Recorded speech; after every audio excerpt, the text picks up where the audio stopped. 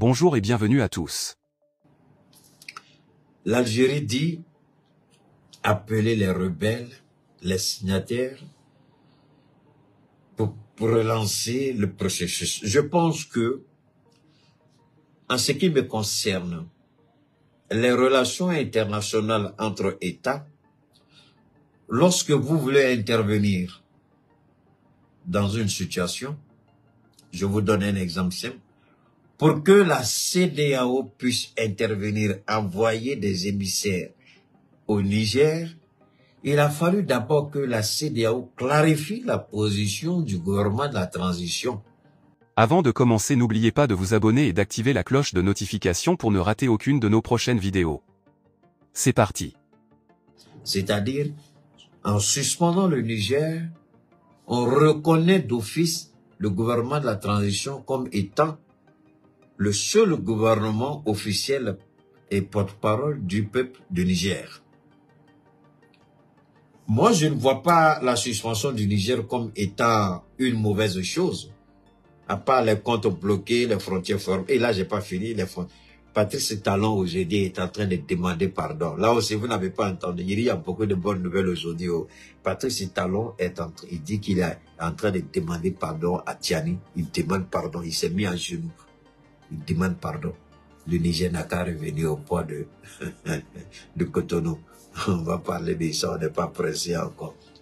Alors donc, l'Algérie appelle les belligérants, enfin, ceux qui sont... Et puis, mais avant, et puis, l'Algérie les reçoit, et tous, hein. Mais, le Mali, c'est vrai que c'est l'Algérie que nous avons vu. C'est sur le sol algérien que ça s'est passé. C'est à l'initiative du président algérien. Mais moi, je vais vous donner ma part de vérité. Mon jeune frère Abdoul Niang a donné sa part de vérité, qui est très plausible. Mais moi, je vais aller beaucoup plus loin que le jeune Abdoul Niang. Qui a demandé à Alger d'intervenir? Parce qu'il y avait déjà d'autres accords entre les soi-disant rebelles. Au moment où Blaise était encore au pouvoir, il y avait eu des accords à Ouaga. Je crois même que Faure Gnassingbé a eu même à intervenir aussi, si je me rappelle bien. Mais à la dernière minute, comme la France l'a si bien fait avec la Côte d'Ivoire, entre les rebelles de Soro Guillaume et Laurent Gbagbo, ils ont torpillé tous les accords qui ont été conclus et imposé un seul accord, c'est-à-dire les accords d'Alger. Et pour que les rebelles, les criminels, les terroristes se retrouvent à Alger, il y a eu une situation que vous ne savez pas, que mon jeune frère Abdoul Niang, qui est très bon dans son domaine, mais qui ne sait pas, que le Mali peut-être même n'a pas vu venir. La France a limogé d'abord le chef du renseignement. Keita, tu dis quoi? Attendez, je vais vous montrer ça. J'espère que... Non, bon, attendez, la France a fait beaucoup de choses, hein, mais je viens. J'espère que... Bon, la France et le monde parleront de Bernard Aimier au passé. Il a été limogé par le président Emmanuel Macron en Conseil des ministres du mercredi 20 décembre 2023 et remplacé par Nicolas Lerner. Ce changement à la tête des services secrets français aurait un lien avec les récents événements survenus dans le Sahel. Ce n'est pas tout. Pour que ce monsieur soit limogé, c'était, si vous fouillez, et je mets, bon, Chris Yapi, ses compétences ne sont pas encore là-bas, sinon je vais dire Chris Yapi va chercher.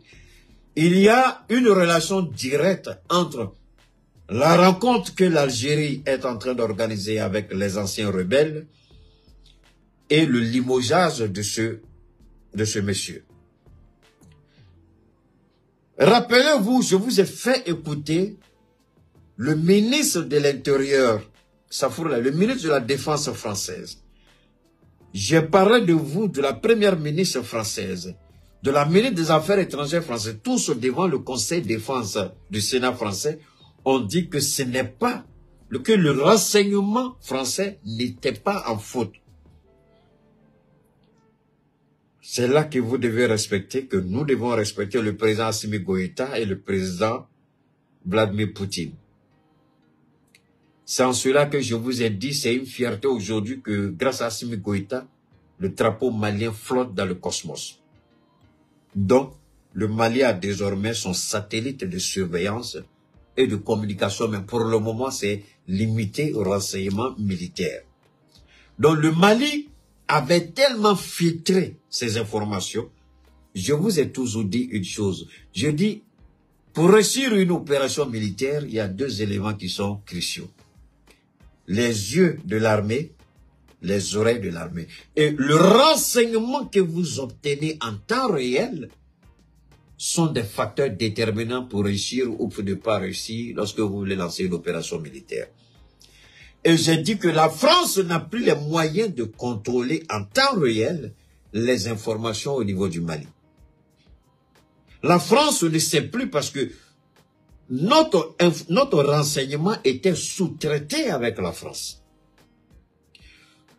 Il n'y a pas un pays africain colonisé par la France aujourd'hui en accord avec la DGSE dont le renseignement n'est pas sous-traité avec la DGSE. C'est la DGSE qui décide de vous dire ce que vous devez savoir, ce que vous ne devez pas savoir.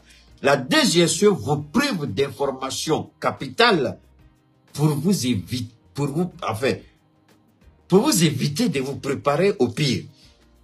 C'est pourquoi la DGSE a toujours fait tomber les régimes que l'Élysée ne voulait pas. Parce que tous les services de renseignement des pays colonisés par la France sous-traitaient directement avec le renseignement extérieur français.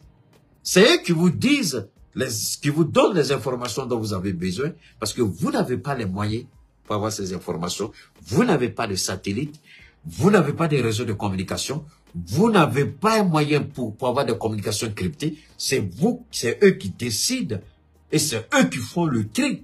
Après que l'information remonte à Paris, c'est Paris qui fait le tri et dit voilà, ils ont besoin de ça, ça là, ils n'ont pas besoin de ça. Voilà comment la France arrivait à déstabiliser nos États.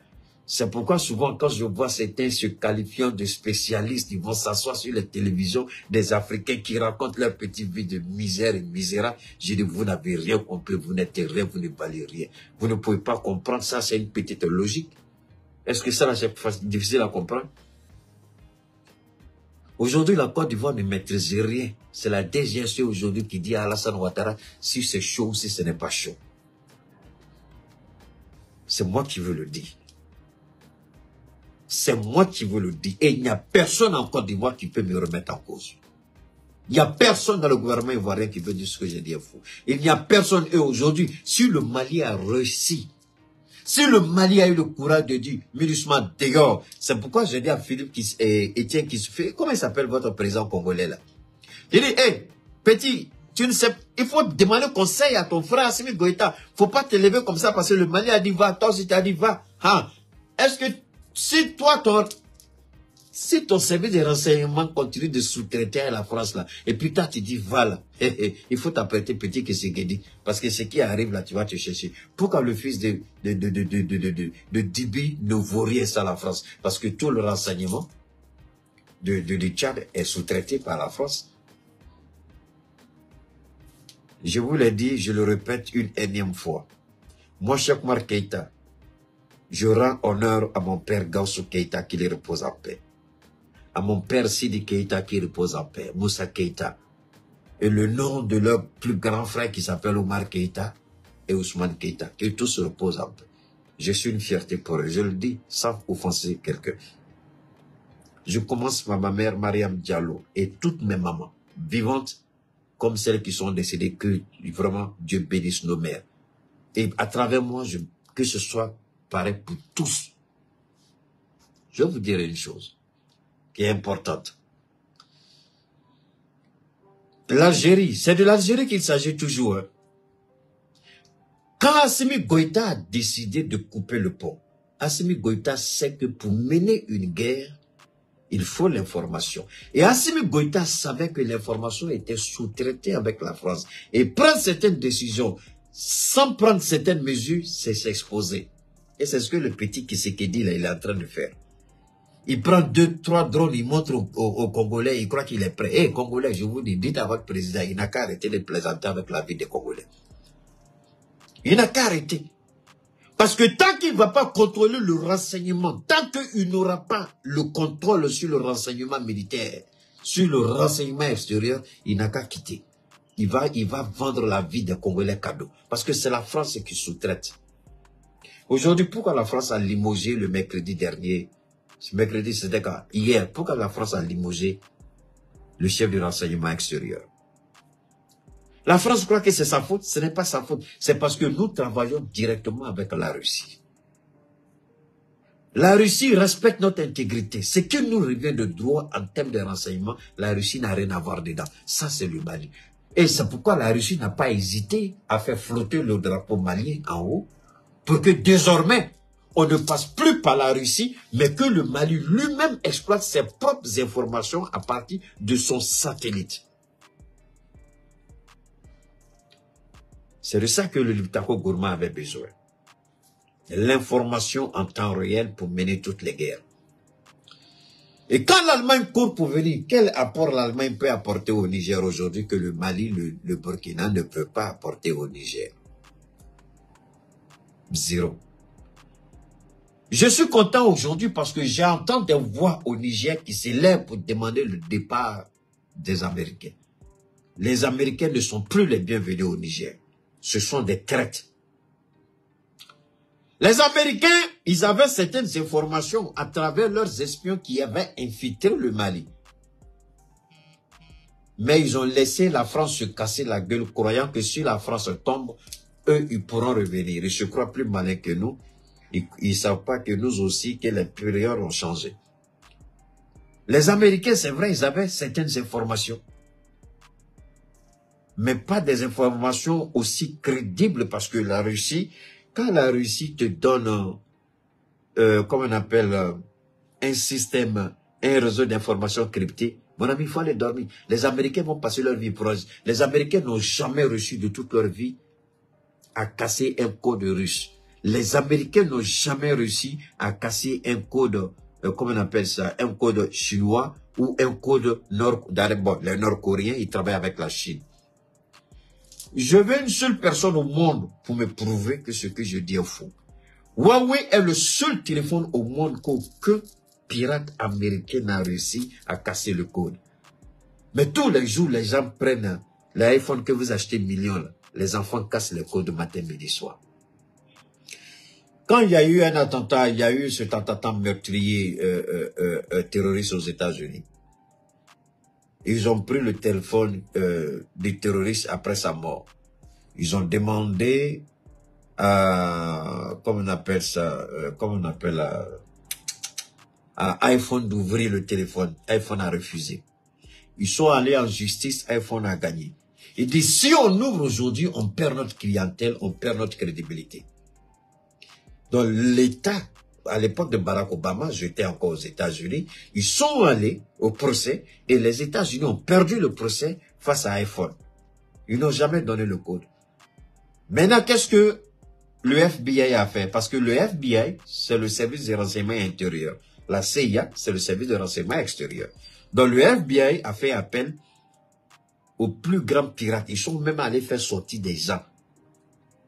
Les casseurs de code, là, les voyous, ils sont allés même faire sortir des gens de la prison. Et puis ils ont mis les gens pour travailler sur le téléphone. En quelques semaines, j'étais pas dans quelques jours, hein, ils ont travaillé presque, ils ont même dépassé le mois. Ils ont créé des algorithmes par-ci, par-là, avant de pouvoir casser le code de l'iPhone. Ils ont cassé le code et puis ils sont entrés dans le téléphone du gars. Mais ils n'ont jamais pu casser un code chinois. Toujours c'est eux qui disent la Chine nous a piraté, la Chine pirate, la Chine nous pirate, mais ils n'ont jamais piraté la Chine. C'est la Russie qui nous pirate, la Russie manipule nos élections, mais ils n'ont jamais pu manipuler pour les Russes. Léa, merci merci, comment on appelle, amiral, merci. Alors, donc, le Mali aujourd'hui, on a limogé le directeur du renseignement français à cause du Liptako Gourma. Parce qu'ils n'ont pas vu le Liptako béni, ce n'est pas tout. On est en train de créer notre monnaie. Comment le renseignement français, c'est nous on en parle. Le fait que nous, je vous ai dit, c'est nous on crie wow, wow, wow, wow, wow, wow. Mais, ils savent que si nous on en parle, que c'est une réalité qui va arriver tôt ou tard. Et la France dit comment la DGSE n'a pas vu venir ce qui est arrivé. La puissance de feu qu'il voit sur le terrain, les armes que le Burkina a aujourd'hui, qui arrivent parce que les gens étaient prêts à accuser le Burkina de violation des droits de l'homme. Dieu merci, la plupart de nos hélicoptères, de nos drones, ils filment bien avant d'abattre les terroristes. Donc, de quel droit de l'homme on va parler? Et la France, sur ce terrain-là, on lui a damé le pion. Donc, le renseignement, il a été rendu. Malgré la première ministre, elle dit non, non, non, c'est pas notre renseignement, le Mali. Et vous allez voir tout de suite, le Mali serait un califat. Ah, ah, ah. Donc leur prédilection maléfique s'est retournée contre eux-mêmes, comme chaque fois je dis, Dieu, que tout ce qu'ils projettent contre le Mali se retourne contre eux-mêmes. Donc, maintenant, c'est le service de renseignement français qui subit un changement. Alors que eux, ils voulaient des changements chez nous. Mais c'est eux-mêmes qui subissent les changements. Ça, ce n'est que la partie visible du iceberg, parce qu'il y a beaucoup de choses qui arrivent en France. On l'a pas limogé parce qu'il y a eu des attentats en France. On l'a limogé parce que la France ne maîtrise plus rien dans le Sahel. Parce que la France est aveugle dans le Sahel. La France contrôlait notre renseignement dans le Sahel. La France ne peut plus le faire. Donc, la France a rapatrié tout son personnel de l'ambassade de France de Niamey. La France a limogé le mercredi le directeur du renseignement. Ce n'est pas tout. La France, pour faire mal au Burkina, parce que François Compaoré, qui est le petit frère de Blaise Compaoré, la justice avait décidé qu'il soit extradé au Burkina pour être jugé à l'époque de Paul Dameba. C'est ça, non?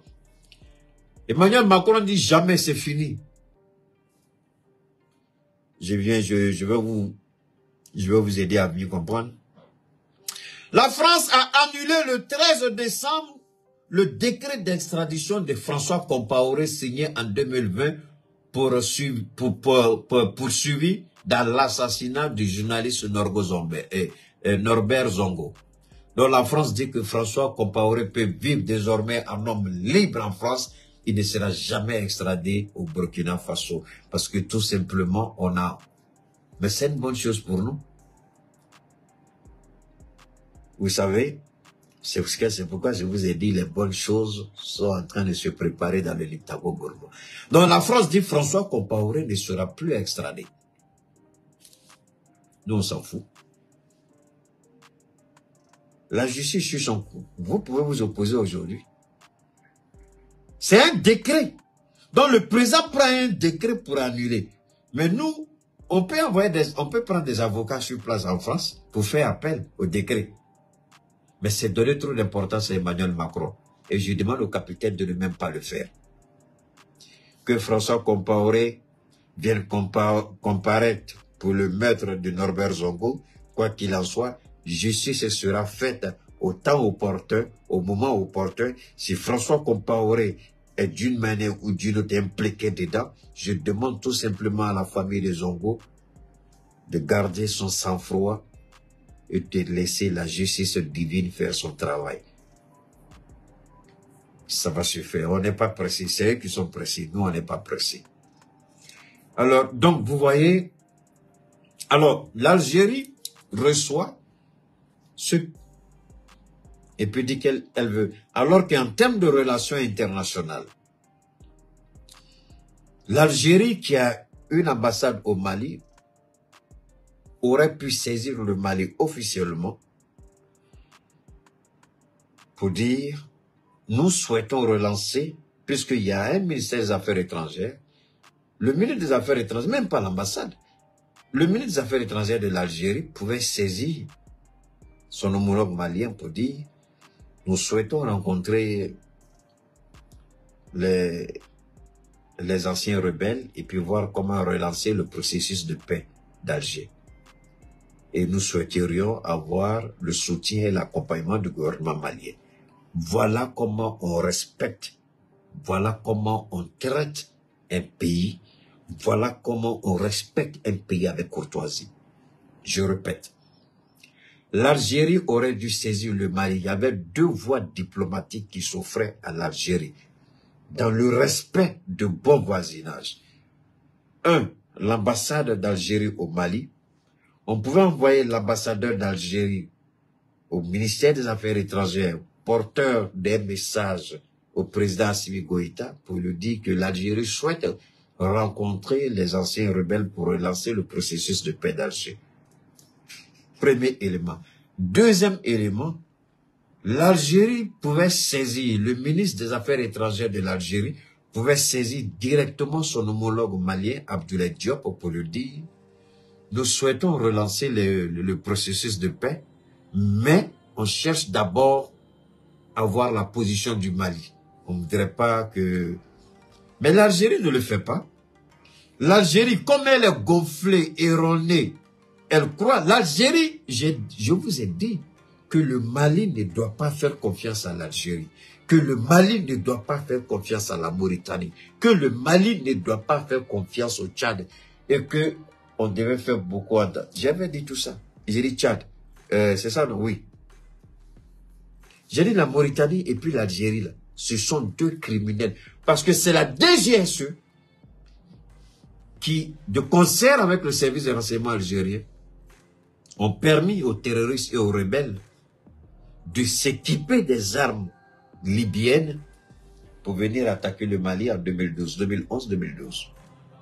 N'oubliez pas de vous abonner et d'activer la cloche de notification pour rester informé de nos prochaines vidéos. Restez à l'écoute pour les développements passionnants à venir.